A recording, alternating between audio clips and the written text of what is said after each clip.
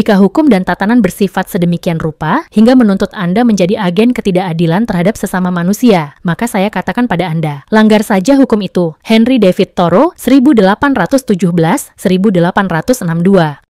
Demokrasi adalah ruh masyarakat modern karena daya tariknya yang imperatif dalam peradaban, khususnya melalui sistem kekuasaan yang terbatas. Dalam institusi pengendali keamanan, democratic policing bukan sekadar kebutuhan sosiologis politis, tetapi juga menuntut legitimasi moral. Kritik terhadapnya tidak hanya pada legalitas hukum positif, melainkan pada legitimasi moral dalam tatanan sosial. Praktik kepolisian kerap dianggap merampas keadilan, menunjukkan kesenjangan antara hukum legal rasional dan nilai moral. Meski kepolisian dituntut efektif, demokrasi sering dianggap mengganggu. Namun, hiruk-pikuk itu tak seharusnya melemahkan keyakinan pada demokrasi. Tantangan efektivitas justru lahir dari kesalahpahaman dalam memahami demokrasi, bid'ah demokrasi.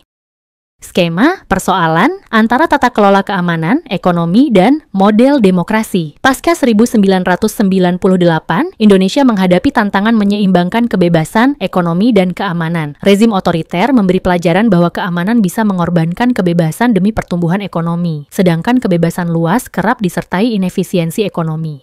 Hubungan antara keamanan, kebebasan sipil, dan ekonomi pernah diyakini teknokrat Indonesia, meski awalnya ditolak pemikir demokrasi pasca 1998. Amartya Sen lalu menunjukkan bahwa kebebasan dan ekonomi bisa sejalan dengan dimensi moral sebagai kunci. Eric Maskin menegaskan pentingnya pemerataan, karena pertumbuhan tanpa keadilan justru memperbesar ketimpangan. Kode moral dalam tata kelola keamanan. Dalam demokrasi, kebebasan, ekonomi, dan keamanan saling memengaruhi. Pasca 1998, kebebasan yang meluas melemahkan otoritas negara dan membuka ruang politik identitas. Keamanan bergeser ke kepolisian, namun masih dibayangi lembaga non-yudisial. Dalam kerangka Durkheim, masyarakat menuntut hukum restitutif, tetapi kepolisian belum sepenuhnya mampu menyesuaikan diri dengan tantangan keamanan modern non-fisik. Ask ChatGPT. Riset Harry Burton dan Fakri Ali menunjukkan bahwa budaya tertutup dan wacana HAM membuat kepolisian resisten terhadap perubahan dan ragu menegakkan hukum, karena definisi keamanan kini ditentukan oleh publik. Demonstran merasa terlindungi, sementara polisi khawatir melanggar HAM saat menegakkan disiplin.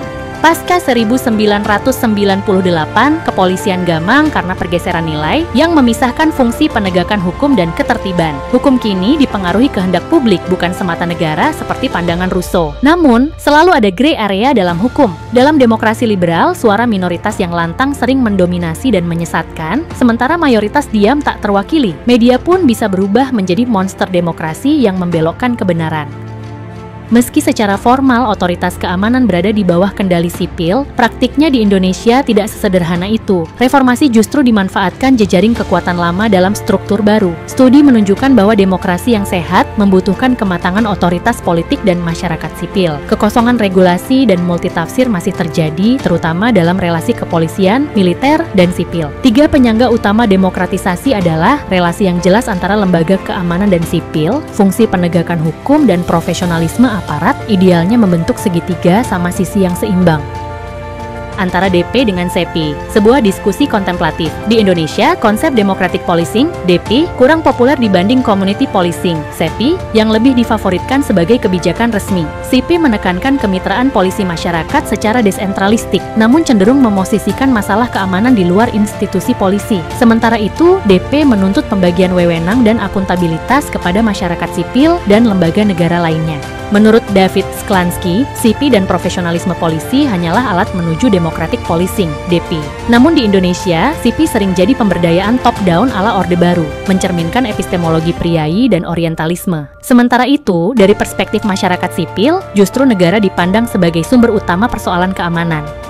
Konsep DP dianggap cocok untuk masyarakat transisi, namun definisinya kabur sehingga Polmas lebih dominan. Independensi kepolisian, yang awalnya solusi reformasi, justru menciptakan otoritas otonom yang sulit dikendalikan, memicu kritik atas ketidaksesuaian dengan konteks lokal.